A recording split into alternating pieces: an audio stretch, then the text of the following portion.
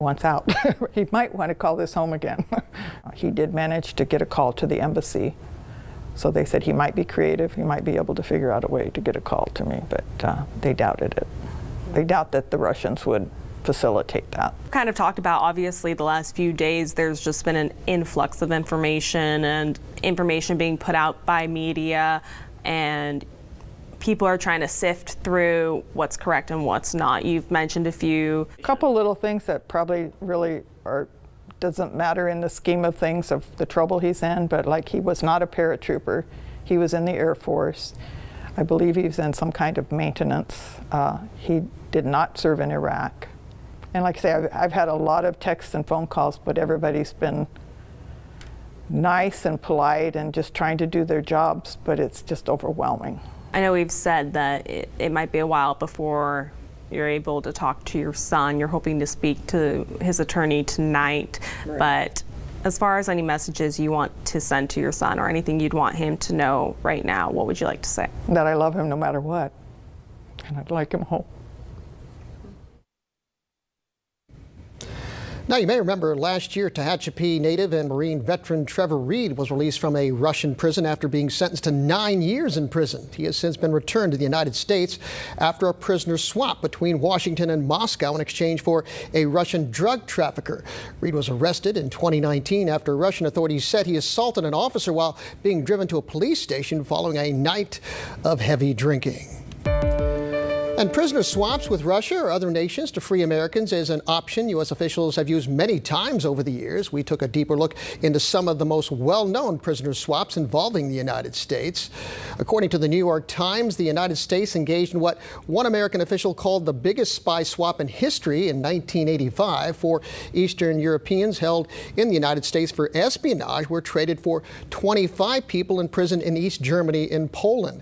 In 2010, 10 Russians detained by the United States were swapped for 4 American agents who were held in Russian prisons after signing written confessions to espionage. Then in 2014, the Taliban released Sergeant Bo Bergdahl, who had been held for 5 years after walking off his army base in Afghanistan. He was later swapped for 5 Taliban detainees.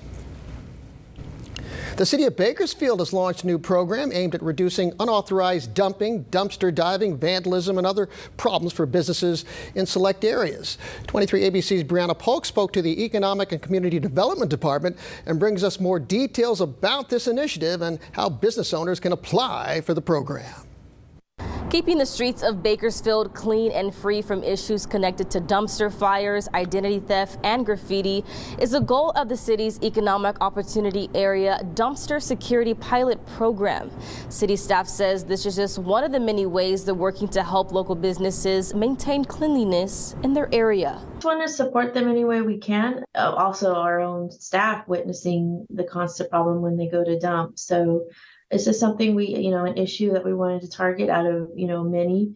So we're hoping people are happy with it. Cecilia Griego, principal planner for the Economic and Community and Development Department, says businesses in the city's Economic Opportunity Area, which includes downtown, Old Town Kern, East Hills, and the Southeast, can now apply for a free metal lid and gravity lock for 3 cubic yard dumpsters. Griego says providing metal lids was one of the key parts of the installation process, because although some may think a simple lock might get the job done, with the plasticless, people are able to bend those underneath the lock, so they're still gaining access. So we think in conjunction with both the metal lids that are more solid and secure with the gravity lock, there's a high, reduces the chance of anybody getting access unless they're authorized. Gravity releases the lock when the dumpster is being tipped over during trash service. It's also designed to be used with the padlock so that business owners are still able to get access when needed. However, some local business owners like Hector Miranda are doubtful this will be a solution to the problem. And even the big metal ones, when you put the security on them, they catch them on fire. They figure out how to break into them.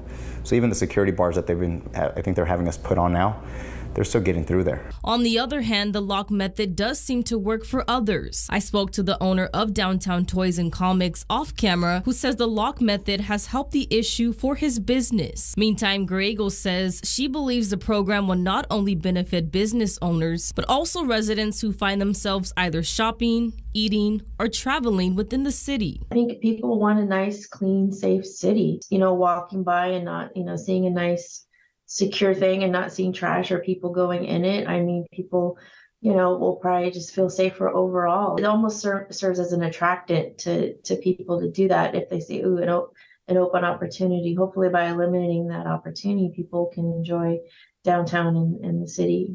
And if you're a business owner in Bakersfield and would like to learn more information about how to apply for this program, you can visit us online at turnto23.com.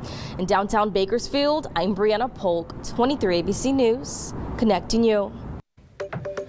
The presiding judge of Kern County Superior Court has recommended a change in plans for an Eastern Kern courthouse. Presiding Judge J. Eric Bradshaw has recommended the Court Facilities Advisory Committee of the California Judicial Council rescope its plans for a 4-courtroom consolidated courthouse in the Mojave and Tehachapi area. Instead, Judge Bradshaw recommended a 3-courtroom facility in that area, leaving the 2 existing courtrooms in Ridgecrest. Judge Bradshaw wrote that the court may request at a later time for the committee to reconsider restoring the Ridgecrest facilities to the statewide list of court capital projects. Judge Bradshaw's request will now be taken into consideration by the Judicial Council's Facilities Advisory Committee. For more information on this story, you can visit us online at turnto23.com. The Arvin City Council is expected to proclaim June 13th as Larry Hallam Day. During its meeting tomorrow, he was killed in a car crash by an alleged DUI driver, 26-year-old Marquis Joaquin Qualls. Qualls is charged with murder, gross vehicular manslaughter while intoxicated, and assault with a deadly weapon. He's expected to be in court on the morning of July 19th. Hallam died at the age of 79 after weeks of treatment for his injuries. And switching gears to weather now across the state, we've been looking at storm chances over in the eastern portions of our state. And that means that Eastern Kern has been seeing rain and thunderstorms throughout the day today. This is what we've been tracking. As we take a look at our radar, we've been seeing those scattered showers really throughout most of our mountain communities, with some thunderstorms and lightning in those areas as well. As we get to tomorrow, storm chances are going to be reduced for most of the county. We're expecting a warm up on the way. We'll talk about that coming up later on in the show. Dominique, thank you very much. The outflow of water from Lake Isabella into the lower Kern River has been dialed down for the past week as water officials try to strike a balance between the remaining snow melt and filling the reservoir. Mark Mulcahy, the Kern Water Master, told 23 ABC's Mike Hart the Army Corps of Engineers were reducing the amount of water coming out of Lake Isabella. The flow was as high as 500 CFS on June 5th. A request was made to slow the flow to 6,000 cubic feet Sunday morning, but then bump back up to 6,600 by the afternoon. Officials think the process at this point is looking good. The great message too is that, it's a new dam, with a new plan. So we're not working off of something old that we're really concerned about. Army Corps of Engineers and the Water Master, they have a great plan in place and they're keeping us abreast. So I think, that helps out with those concerns that we have. So. Water officials are trying to gauge the melt in the coming months, so the lake will be filled to its maximum of 568,000 acre-feet and even top the spillway. Those are requirements for the Corps to sign off on the repairs that were made to the dam. More than a dozen local burn survivors are spending a week just being a kid, taking part in a very special summer camp. The Bakersfield Firefighters Burn Foundation threw a barbecue on Saturday to send the kids off to Champ Camp. It's a week-long summer camp outside of Fresno in the city of Sanger, just for burn survivors, where they can take part in everything from horseback and dirt bike riding, playing in a mud pit, enjoying what a floating island called Atlantis has to offer. And Atlantis. It's do you know like water parks? It's like that, just it's like a giant floaty with a bunch of pieces on it. and it's in the lake. You have to swim to it though. We were a bit nervous, but this time around we are very excited, especially due to the fact that he's been killing us and telling us all year round, hey, I'm ready to go, I'm excited. The Burton Foundation will head up to the camp on Wednesday and take part in a chili cook-off with other agencies from around the state. It's a chance to take part in the fun for a day and see firsthand how the camp is changing the lives of these kids. Campers will return home on Saturday.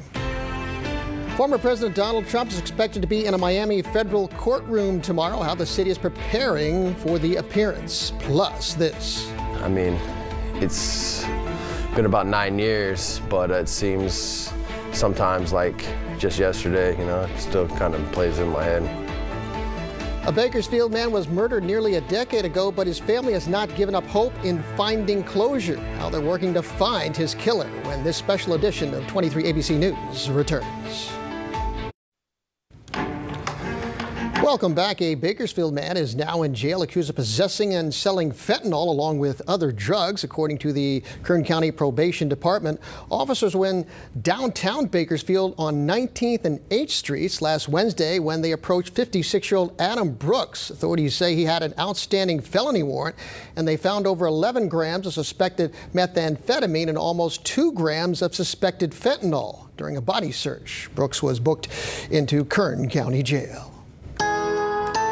Turning the page, let's go outside for a live look from our downtown studios. Dominique Lavigny is with us. Dominique, we had a nice day. Oh, look at that sky tonight. Very pretty. Very pretty.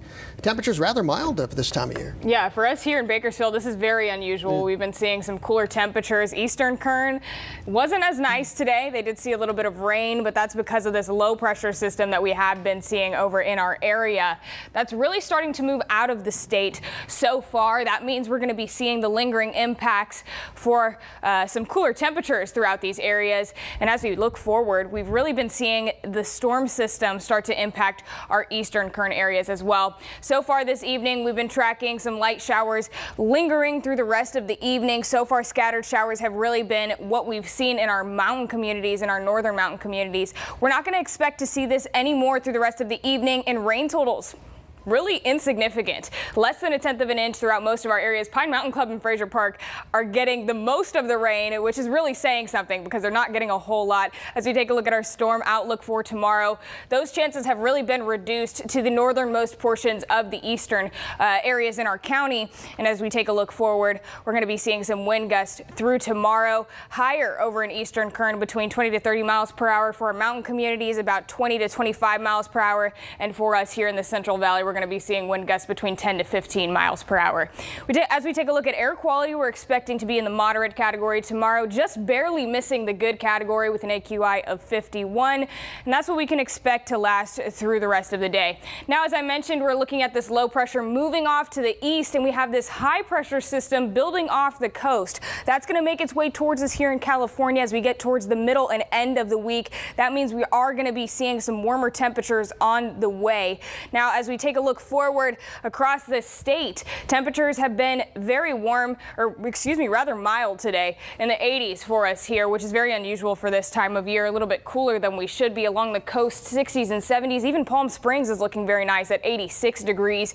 And as we move forward through the remainder of the week, we are expecting warmer temperatures to come our way. We'll talk more about what you can expect and how hot it will get coming up later on in the show.